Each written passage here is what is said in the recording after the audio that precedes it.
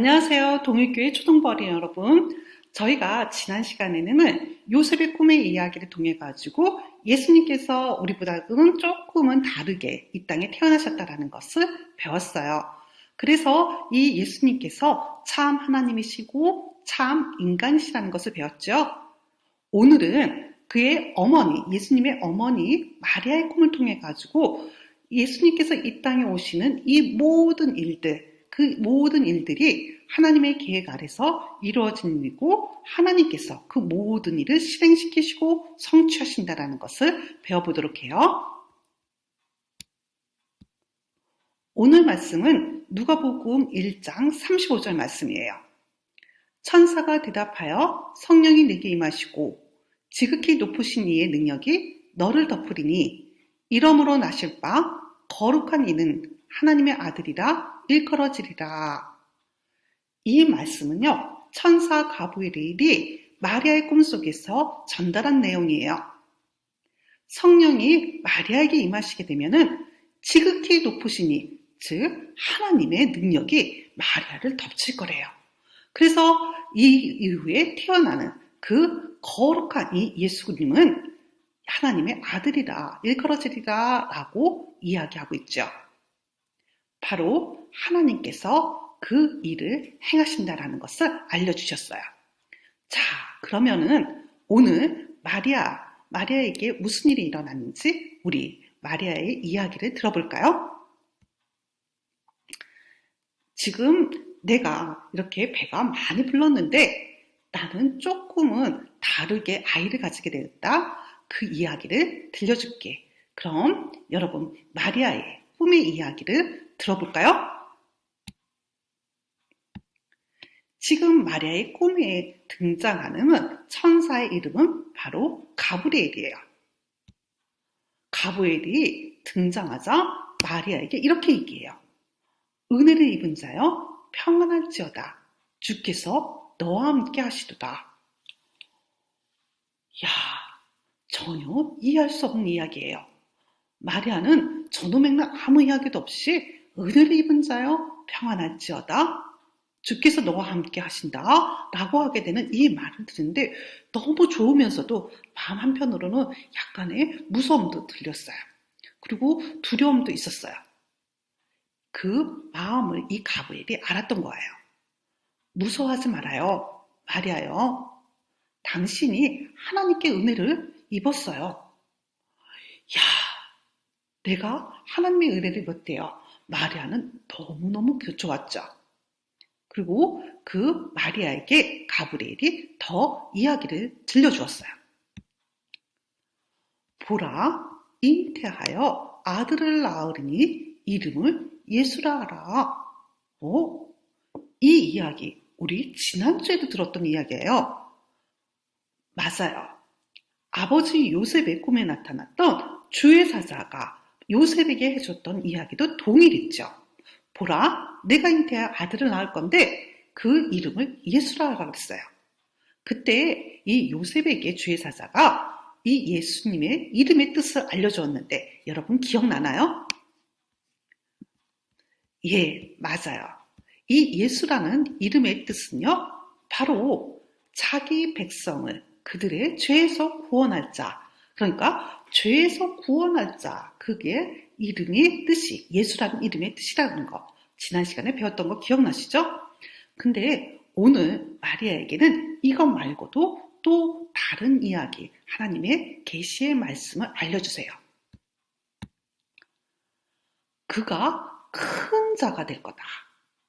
예수님께서 큰 자가 되고 지극히 높으신 이의 아들이라 일컬을 것이다 라고 알려준 거예요. 하나님의 아들이 될 거라는 거, 그것을 이 천사 가브리엘이 마리아에게 이미 알려주었어요. 그리고 하나님의 아들이 될 뿐만 아니라 주 하나님께서 그 조상의 다윗의 왕위를 그에게도 주시리니 영원히 야곱의 집을 왕으로 다스릴 것이며 그 나라가 영원토록 무궁하리라 라고 말씀하신 거예요. 하나님께서 그 예수 그리스도를 다윗의 왕위의 자리에 앉히실 거라는 거예요. 그리고 그냥 한순간만 다스리는 것이 아니라 영원히 왕으로 다스릴 거래요. 영원히 하나님 나라를 다스리는 그 왕으로 삼아주실 거래요.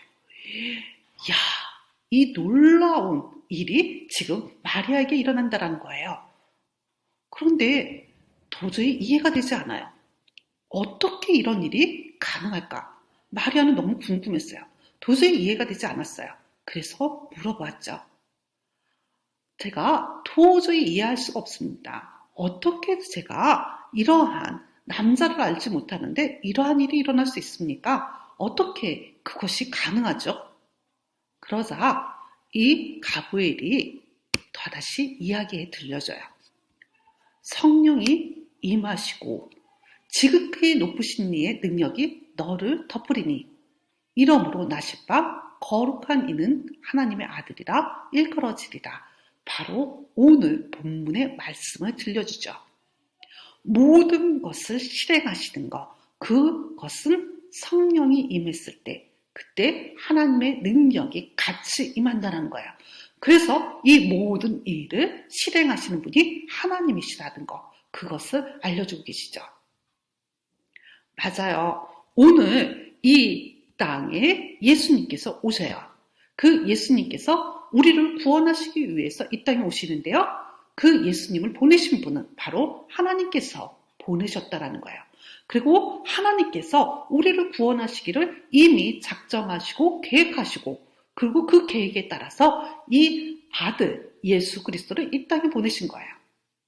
그리고 그 예수 그리스도를 이 땅에서 왕으로서 만드시고 그리고 우리의 구원을 완성시키시면서 이 나라를 영원토록 다스릴 그리스도 왕으로 삼으시겠다라는 거죠. 그러니까 이 땅에 예수님께서 오신 것도 그리고 그 이후에 이 땅에서 병자들을 고치고 말씀을 전하시고 그리고 십자가에 달려 돌아가시고 그리고 부활하시고 이 모든 일은 하나님께서 계획하신 일이고요. 그리고 우리를 위해서 그 모든 일을 실행하시고 성취하신 분도 하나님이시라는 것을 알려준 거죠. 그렇기 때문에 구원의 이야기는 바로 하나님의 구원의 계획과 역사이고 그리고 그 하나님께서 행하시고 실행하시고 성취하신 이야기라는 거 잊지 않기를 바라요. 자, 하이델베르크 신앙교육서 36문에서는요. 이 예수님의 거룩한 잉태와 탄생으로 말미암아 우리가 얻는 유익은 무엇입니까? 그것은 바로 이 예수 그리스도께서 우리의 중보자가 되셔서 자신의 순결하고 완전한 거룩함으로 우리가 잉태될 때부터 가지고 있는 우리의 죄를 하나님 앞에서 제하여 주시는 것입니다. 바로 우리의 중보자가 되셔서 하나님과 우리 사이에 그 끊어졌던 그 끈을 다시금 연결시켜 주게 되는 그러한 역할을 하시는 분이 바로 예수님이라는 거죠.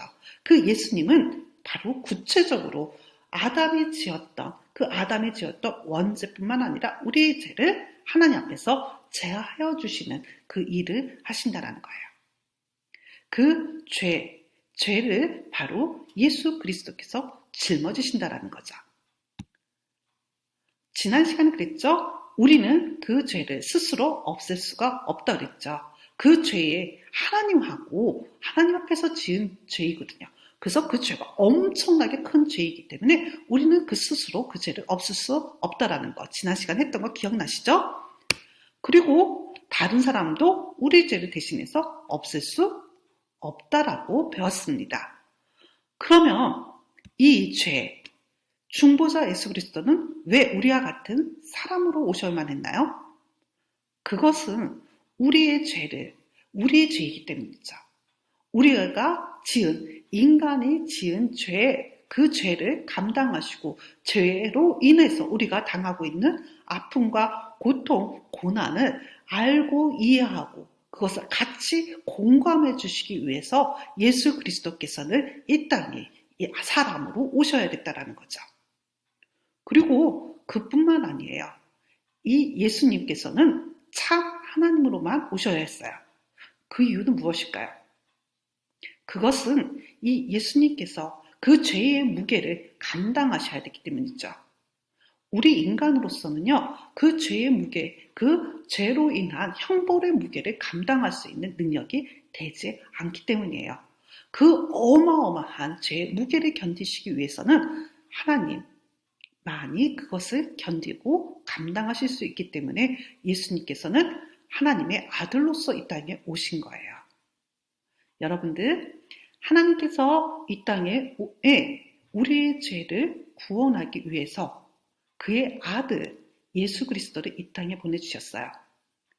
그것은 우리가 감당할 수도 없고 우리와 같은 피조물로서도 감당할 수 없기 때문에 예수 그리스도는 참 하나님이셔야 됐고 그리고 참 인간의 모습으로 이 땅에 오셨죠.